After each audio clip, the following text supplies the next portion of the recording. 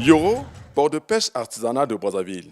C'est aussi la gare fluviale de ceux-là qui, pour de multiples raisons, se rendent soit dans les villages situés dans le pôle Malébo, soit s'approvisionner dans le bateau, soit encore pour des touristes et agents de l'État en service à la sous-préfecture de l'île Mbamou. Je vais à l'île Mbamou pour découvrir un peu ce paysage. J'ai entendu parler de ça, donc en tant qu'écologiste, il est important pour moi d'aller visiter, voir ce qui se passe là-bas et rentrer. Donc je fais un aller-retour.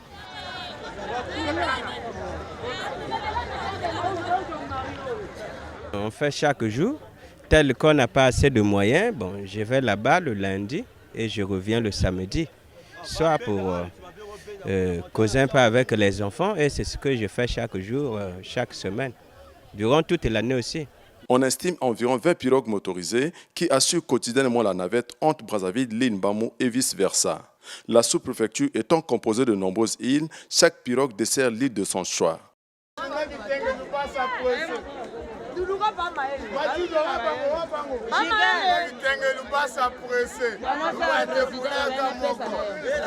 Tous les amateurs ne vont pas dans un même ligne. Alors les autres, ils ont des petites lignes. Par exemple, l'île Mbamou. L'île Mbamou a plusieurs tranchées.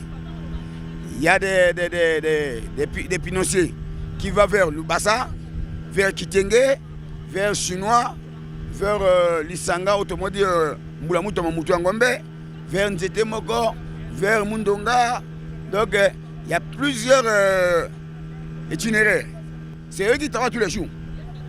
Parce que les habitants qui habitent dans les îles, ils ont le devoir de venir à Brazzaville, venir faire le marché, faire les achats par rapport à leur quotidien. Bon, mais nous c'est dès l'arrivée du bateau. Un mode de transport informel certes, mais qui rend cependant d'énormes services à la population. Je félicite beaucoup leur courage et le travail qu'ils font.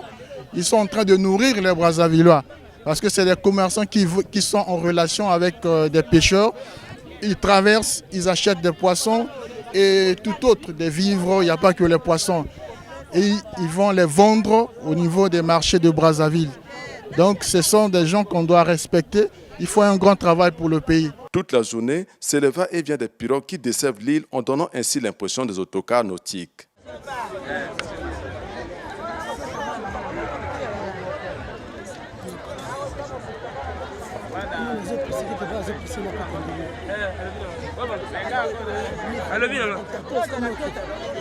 Le problème ici réside dans les mesures de sécurité à bord. Pas de gilet de sauvetage ni d'imperméable, les passagers sont exposés à tous les risques de la navigation. Ce qui manque pour eux ici, c'est juste les gilets. Parce que les gens traversent, tous ceux qui sont là ne savent pas nager.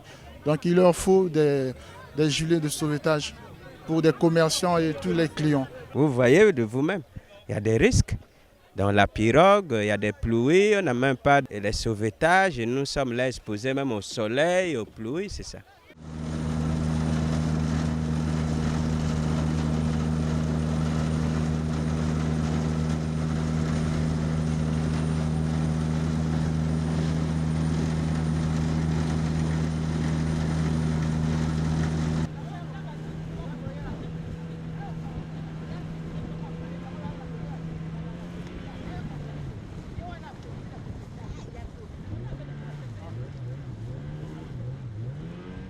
Insécurité à bord, risque d'intempéries, dans un secteur où l'État a abandonné au privé, ses fonctionnaires et commerçants n'ont qu'un seul choix, celui d'emprunter à leur risque et péril ces embarcations de fortune. L'essentiel pour eux est d'arriver au lieu de service. Pour le reste, ils se confient plus à la providence qu'à l'État.